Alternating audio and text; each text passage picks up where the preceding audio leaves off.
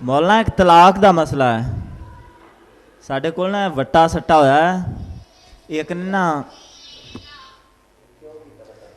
बट्टा सट्टा क्यों किया? एक ने तलाक दी है लिख के हाँ ते दूसरे ने उन्होंने मां भैन सद्या है ਉਹਦੇ ਨਾਲ तलाक हो गई है नहीं मां भैन ना कोई तलाक नहीं नहीं उन्हें मां भैन का लफज सिर्फ तलाक वास्ते बोले ने जहल बंदा उन्हें नहीं सी पता दूसरे ने लिख के दे दी है उन्हें जवाबन उन्होंने तलाक दी है तलाक के लफज नहीं बोले उन्हें आया मां ये मेरी मां है मेरी भैन है तो उन्होंने साल हो गया अरसा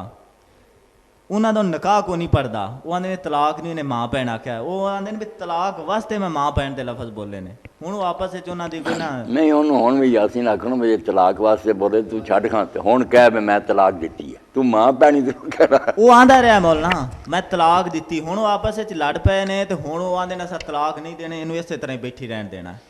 नहीं ये माड़ी आप उन्हें शादी कर ली जे तो उन्हें कह दिता ना मैं तलाक दी फिर वो मां भैन वाली गल नूं छड्डो फिर तो साफ कह दिता मां भैन कहने नाल तो नहीं ना तलाक हुंदी उत्थे ते ये ना भी ठीक है वो करीब नहीं जा सकता जब तक कोई कफारा ना दे ले निकाह नहीं जाता वो तलाक कह दी फिर ठीक